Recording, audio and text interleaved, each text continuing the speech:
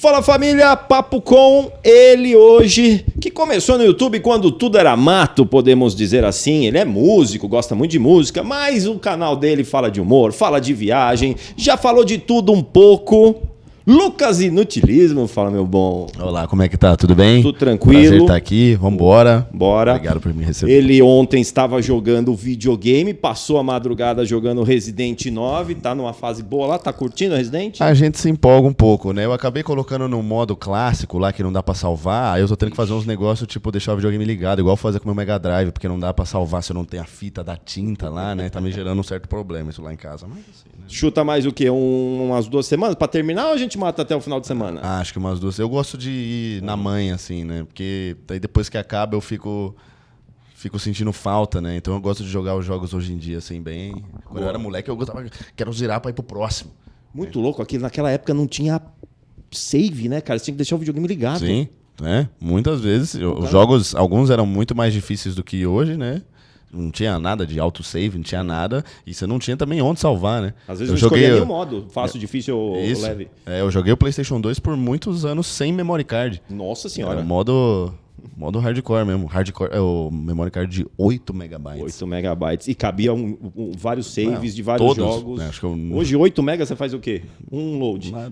Nada. Nem isso. Cara, mas eu quero saber o quê? Da onde veio o inutilismo? O nome inutilismo. O nome inutilismo? Cara, acho que isso, quando eu tento fazer um estudo da minha mente olhando pra trás, eu vejo, eu naquela época, até hoje eu sou assim, né?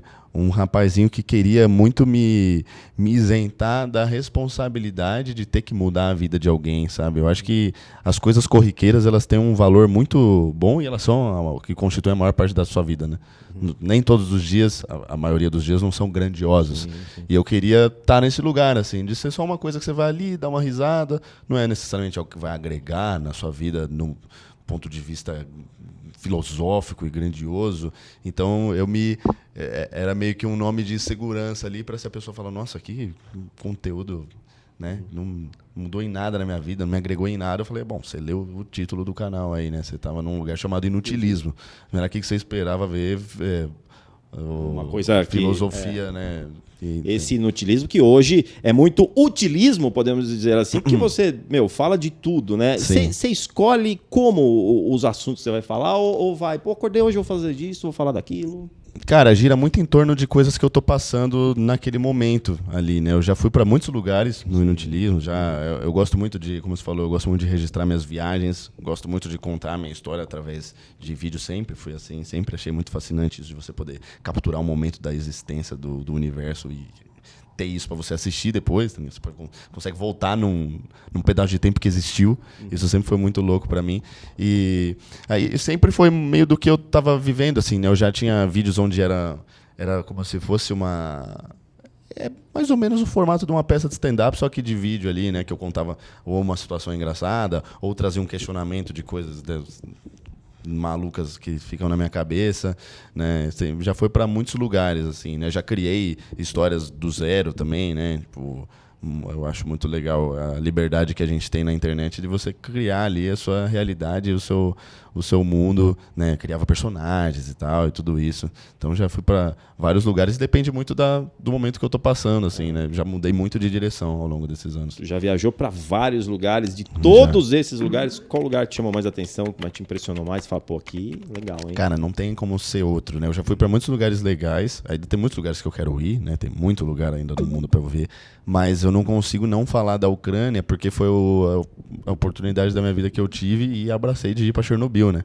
Então foi um passeio assim, eu gosto muito de visitar esses lugares, né? Óbvio que a vibe não é aquela mais, não é alto astral, né? Mas o contexto histórico por trás e é muito impressionante, né? Então eu poder estar lá, assim, para mim foi um negócio que acho que não tem como eu colocar outro, não. E tem aquela parada do contador Geiger que você pode ficar só até tantos minutos, senão começa a dar ruim, né?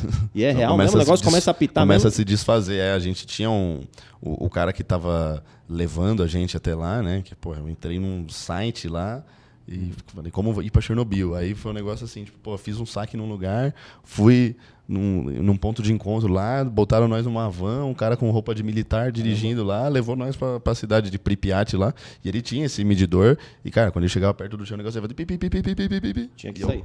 Caramba. Agora, mas Não é um lugar legal pra passar uma temporada. não é. Não dá pra jogar um videogamezinho sentado ali tranquilamente. Não, sossegado não, você fica Sossegado. com a neurose na cabeça. Bom, você falou isso, foi, querendo ou não, um perrengue controlado. Mas teve algum perrengue nessas viagens todas aí? Ou alguma coisa engraçada? Você fala, meu, isso aqui... Cara, teve alguns, né? Fora. Quando você tá longe de casa, pra mim já é uma coisa que sempre acende um alerta, né? Eu já sempre fico meio. Eu sou um cara muito bairrista, assim, sou um cara muito da onde eu vim, né? Então, São Paulo mesmo? Eu sou de São Paulo, sou da Lapa, Opa. de São Paulo. Então, sempre quando eu não tô lá, eu fico com um alerta aceso, assim, tipo. Tá, preciso ir pra casa em algum momento, né? E aí você tem algumas coisas que já aconteceram, acho que uma que é mais latente na minha cabeça, assim, foi a vez que eu estive em Miami para gravar um trabalho e coincidiu com a data do maior furacão da história daquele oceano, que era o furacão Irma, em 2017, e foi uma loucura, assim, foi papo de... É que a gente não tá nem um pouco acostumado com essas cenas aqui no Brasil, né?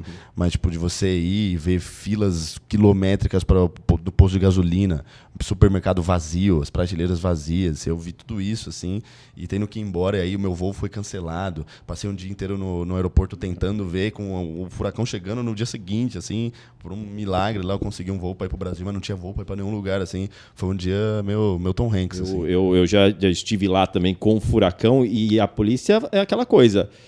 Não saia na rua porque a gente não vai te socorrer. Exatamente. A gente não aí vai só, te ajudar. você tem até tal horário para arrumar um abrigo aí, senão... Você já tá avisado. E acaba tudo. Você chega, não tem água. Fecha o aeroporto, fecha tudo. Mas é impressionante como volta tudo muito rápido também, Sim. né? O pessoal já tá acostumado, né? Por isso que as casas lá são de... É a chuva de verão nossa aqui dele lá, né? Agora me fala uma coisa. Você também gosta muito de música. Muito. Aham. Até antes do que o YouTube. Antes, dá pra dizer que sim, né? Meu contato com música é algo muito primordial e muito primário na minha vida, assim, né? Como começou o contato com a música, o gosto pela música? Foi por influência do meu pai, né? Meu pai, ele trabalhava de maneira autônoma, ele era eletricista, né? E aí ele fazia muitas coisas em casa lá, né? Lá a gente tinha um sótão em casa. Legal. E aí ele ficava lá, assim, como se fosse uma espécie de ateliê dele, e eu ficava lá enchendo o saco, né? Porque criança faz isso, né? E aí ele estava sempre acompanhado do seu microsystem. E aí ele estava sempre... Meu pai era um cara que ele ouvia muito os mesmos discos repetidamente, assim. Isso é uma coisa que ele tem bem diferente de mim, né? Eu sou um cara que eu ouço uma música, eu vou pra próxima. Até tem aquelas músicas ali do momento que eu tô ouvindo mais, mas ele não, ele pega um CD e ele ouve até gastar até riscar o disco mesmo. E isso foi fazendo com que aquilo ali tudo ficasse muito marcado na minha cabeça, né? Os meus primeiros contatos com a música ali são muito evidentes na minha mente até hoje, né?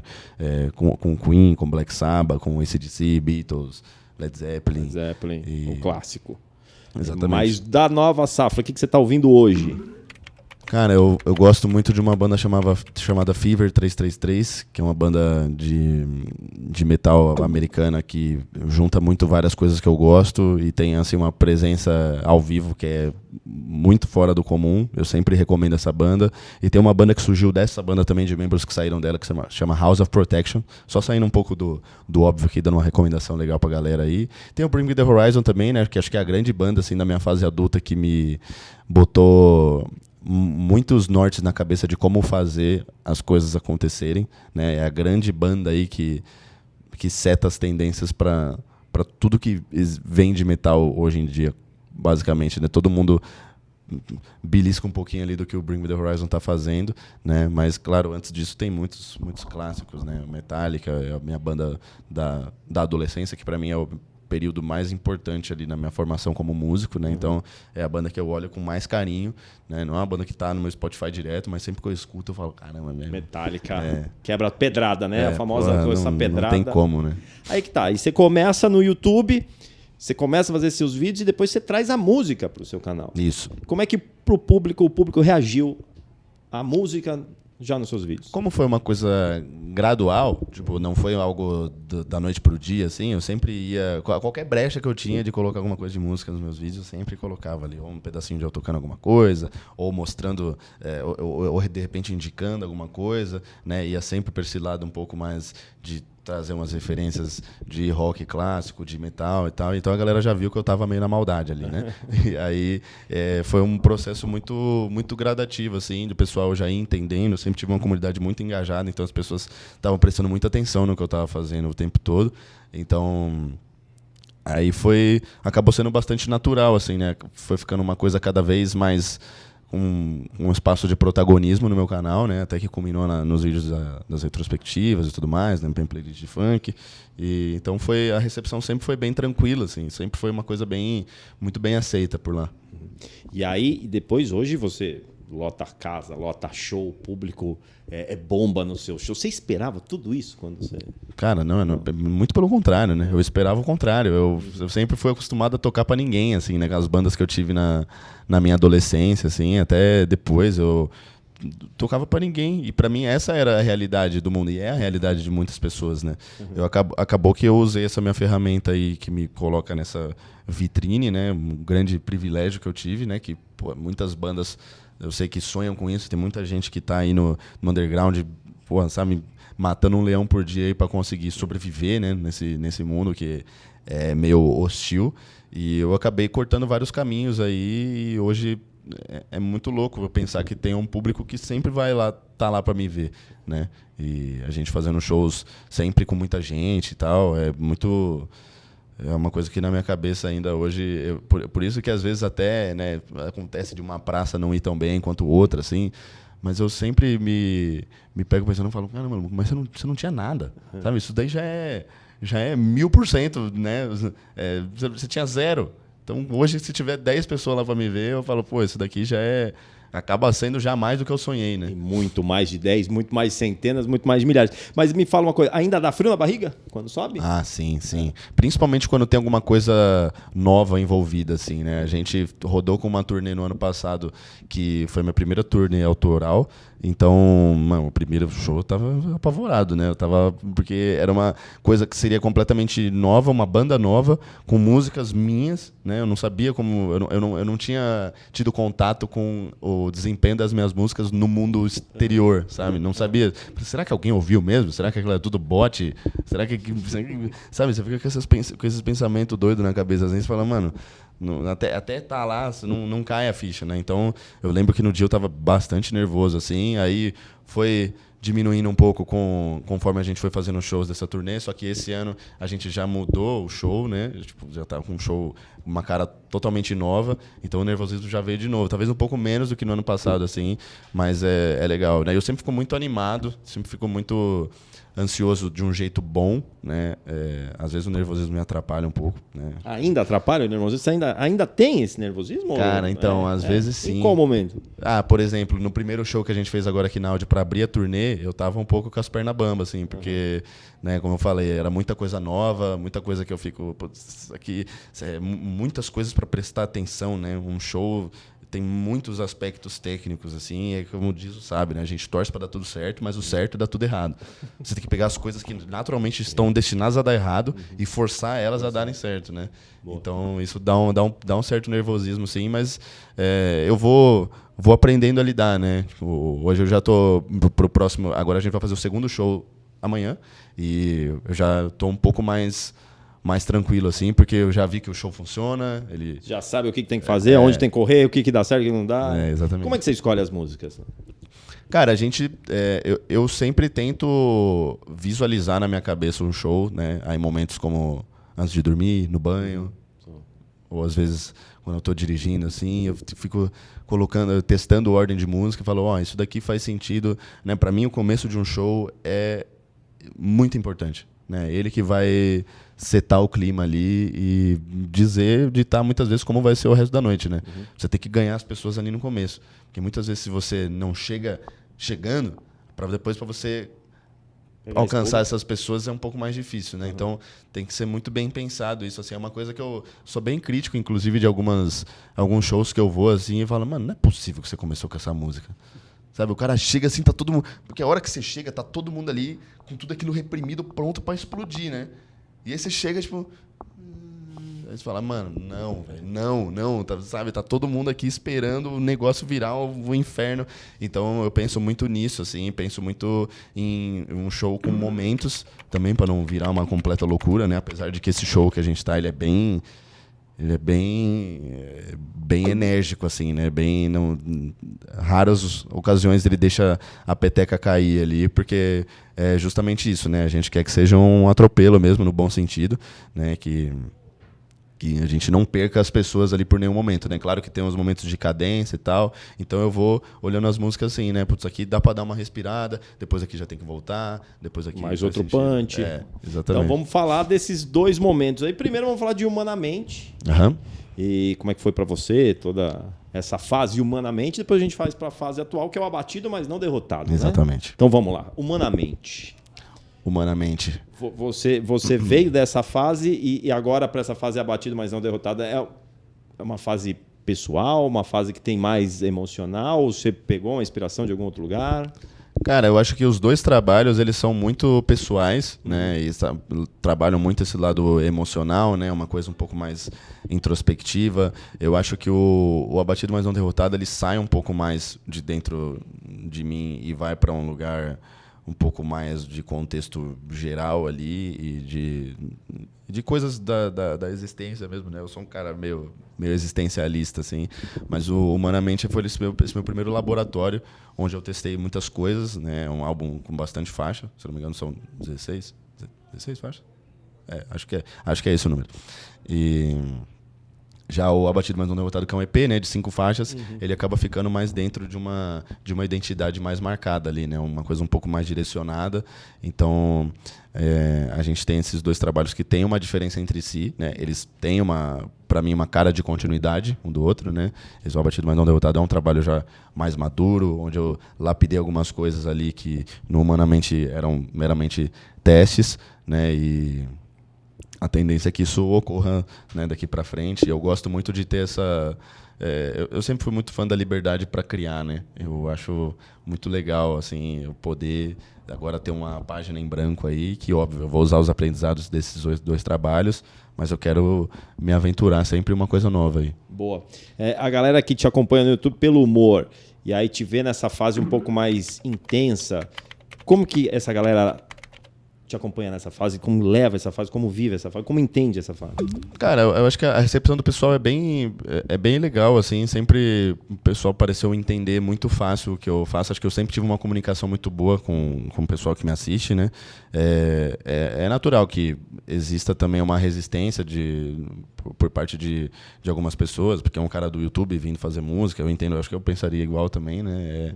Mas sempre foi uma coisa muito latente na minha vida, né? Então, acho que quando eu falo de sonho mesmo, né, eu tô andando na contramão de tudo aqui, meio que começando uma história do zero, né, sem garantia nenhuma de que vai, né, para onde vai isso, fazendo uma coisa que no Brasil é considerada contra fluxo. É difícil, né?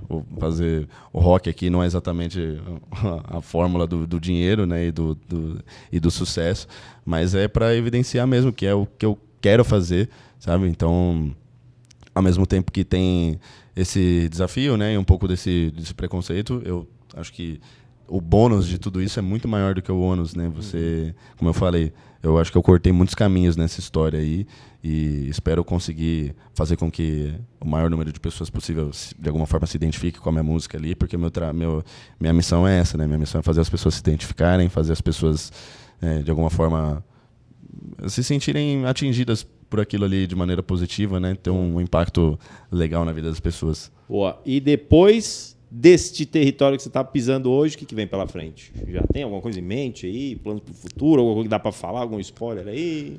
Cara, eu sempre falo assim, me perguntaram não muito tempo atrás qual que era meu sonho, e eu falei, cara, o meu sonho ele é que o futuro me permita continuar fazendo exatamente o que eu faço hoje, que é poder me dedicar ao meu trabalho musical e poder também me dedicar à minha carreira como um criador, né, como uma pessoa que cria coisa ali para a internet, porque são dois lugares que eu sempre me senti muito bem, assim, que sempre fizeram muito sentido para mim, né?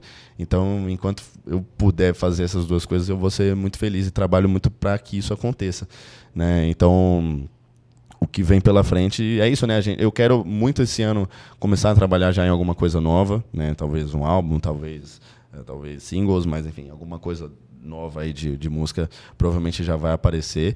E na internet também, eu quero sempre estar presente. Eu gosto muito de fazer isso, eu gosto muito de fazer minhas graças, né? Como você falou, o pessoal que me conhece do humor vai pra música e vê um perfil talvez um pouco mais sério, um pouco mais direcionado para outro lugar, mas aquele Lucas está aqui igual, né? Não vai sumir. Não são duas pessoas diferentes, inclusive ele em muitos momentos sai nessas próprias músicas, né? Tem músicas ali que tem um quê humorístico, tem músicas que tem um clipe que você fala, bom, claramente é aquele fanfarrão do YouTube que está aí e em algum momento ele se manifesta, né? Tem algum momento que é mais fácil para criar essa música, que vem a inspiração? Um momento do dia, um lugar? Cara, eu acho que o banho é um lugar muito sagrado para mim, assim, no sentido de sempre... acho que é porque é um momento que você está ali com você mesmo, né? Que você não está mexendo na desgraça do celular. Então você fica...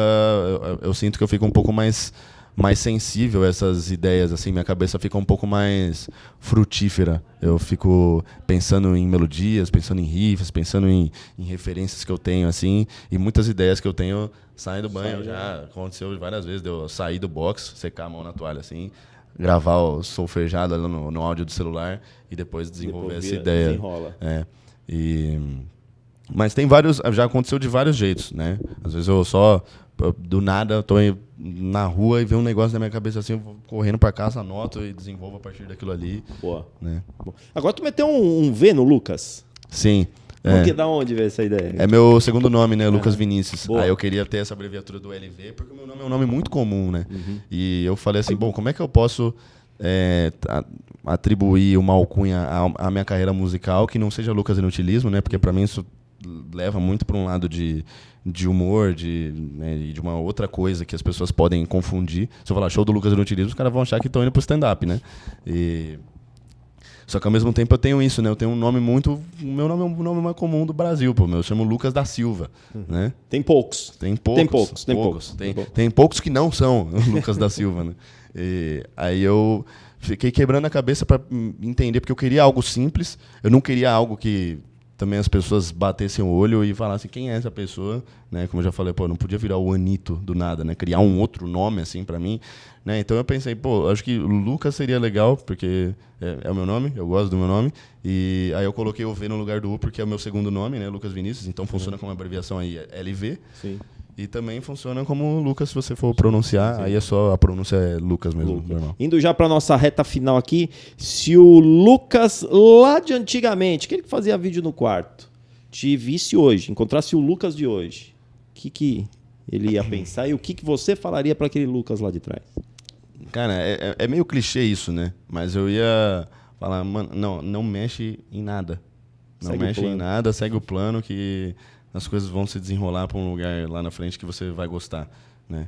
E acho que dele falar para mim, acho que ele ia me dar um grande high five, assim. Ia falar, pô, que legal, né? Que a gente construiu, era uma coisa que, né, eu não dava para imaginar que chegaria até aqui, porque são coisas muito diferentes, né? Você construir uma audiência online e trazer essa audiência para o plano físico, né? É um grande desafio, assim, e uma coisa que da qual eu tenho bastante orgulho, né? Então, com certeza, a gente se daria um abraço. E não muda nada. Cara, você passou por todas as fases do YouTube. Você acha que, para quem tá acompanhando a gente e quer, de repente, se espelha, você quer ter uma carreira... Antigamente era mais fácil virar no YouTube ou tá mais fácil hoje?